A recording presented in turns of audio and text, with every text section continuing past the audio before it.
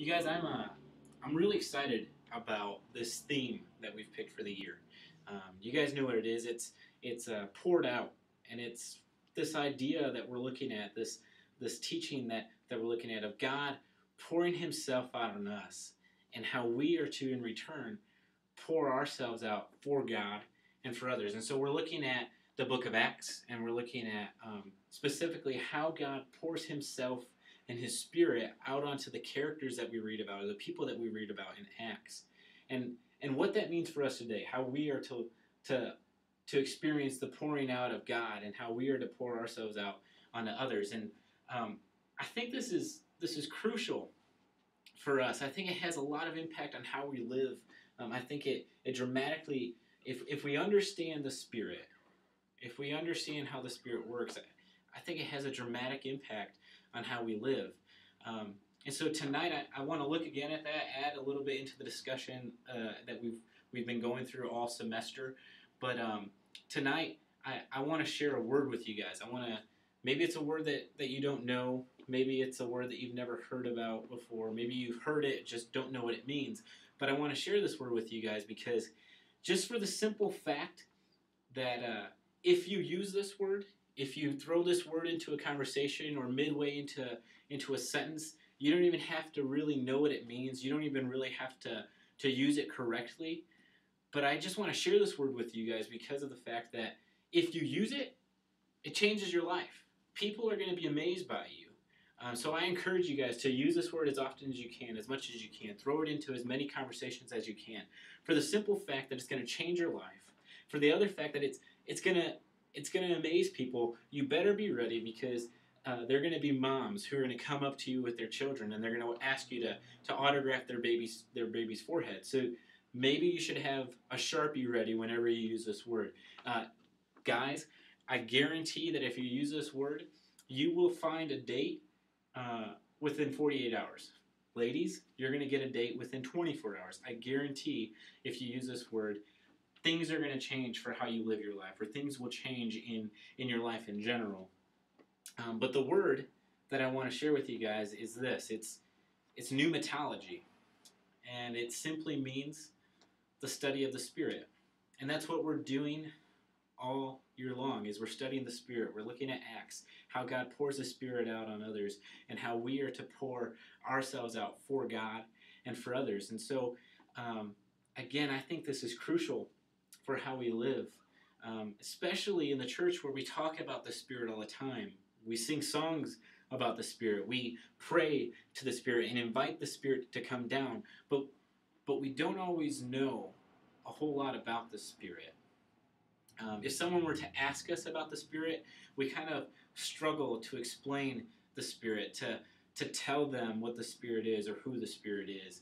And so we end up coming up with answers like, well, the Spirit is kind of like your conscience. It's like that Jiminy Cricket, Or we say things like, the Spirit is kind of like that angel who sits on your shoulder and just kind of whispers guidance and direction into your ears.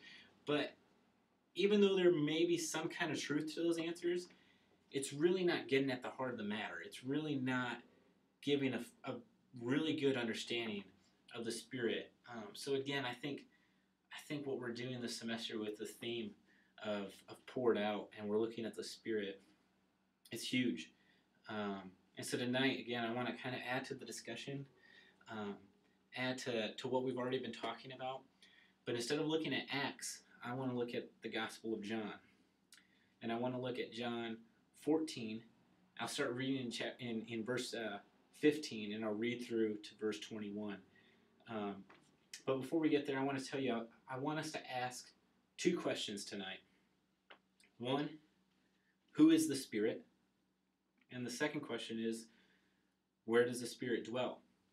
There are two questions that are kind of simple. They seem easy to answer. You may have an answer in your head right now as to who the Spirit is and where the Spirit dwells, but I want to ask those two questions, and hopefully by the end of tonight we have a better understanding of who the Spirit is and where the Spirit dwells. But again, I want to look at John chapter 14, start reading in verse 15. But before we get there, I want to tell you guys I want to give you guys a little understanding of where we're at in the story, because we're kind of jumping midway into the conversation. We're kind of jumping right in the heart of the whole conversation. So I got to give you guys a little bit of context. In John 14, we have the disciples are sharing their last meal with Jesus. Jesus has already told them that he's not going to be with them much longer. And he's telling them that the place that he's going, they can't come. I mean, these men, these disciples who have spent the last 3.5 years with Jesus, who have followed him everywhere, they've dedicated their life to following him everywhere, they've just been told that they can't go where Jesus is going anymore. These men who were right by Jesus' side when he healed the deaf, the blind, the mute, the lame, these were the men who smelt the stench come from the grave when Jesus asked Lazarus to come out, when Jesus raised Lazarus from the dead. These are the men that have followed Jesus their whole life, and now they've just been told that, well, they can't go with him where he's going now. These are also the men who are starting to hear rumors about Jesus starting this kind of revolution, this movement. People are starting to follow Jesus' teachings, and so these are the men who are starting to think and hear the rumors about, and the whispers about Jesus changing everything, and Jesus turning everything around. And at the same time that they hear the rumors about Jesus changing everything, turning everything around, starting this movement, this revolution, there are also those rumors of the religious leaders, the ones who are threatened by Jesus' ministry. These leaders are starting to plot ways for how they can kill Jesus. And so in the midst of all of this, after they've seen all that Jesus has done, after they hear all the anticipation of what Jesus may be doing, and after they may have heard the whispers and the rumors of people wanting to kill Jesus, in the midst of all of this, Jesus decides to tell his disciples, I'm not going to be with you much longer. And where I'm going, you can't follow. And so you can anticipate, you can imagine the disciples' reaction. Wait, what? What do you mean? You've done all this work, and people are expecting you to do so much more. You can't stop now. You can't leave now. And if you leave, the ones who want to kill you, who do you think they're coming after? They're coming after us, the men who have spent the last 3 years with you. You can't leave us now, Jesus. And so these disciples are starting to ask questions also, saying, how do we know how to go where you are going? How do we know the way if you're not here to show us? And as you're gone, and we face all these kind of these troubles, these persecutions, we know they're going to come. You've told us they're going to come.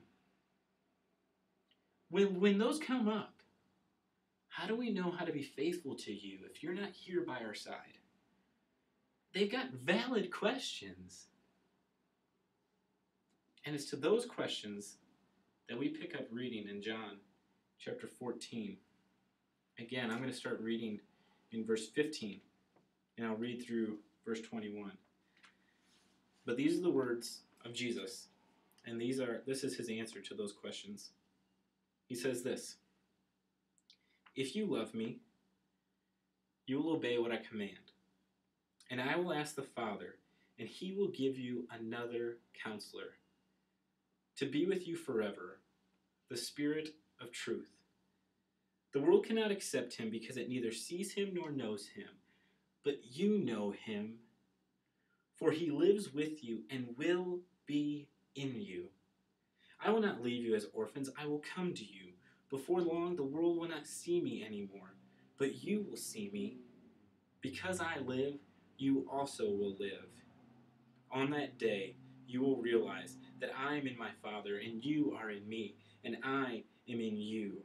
Whoever has my commands and obeys them, he is the one who loves me. He who loves me will be loved by my Father, and I too will love him and show myself to him.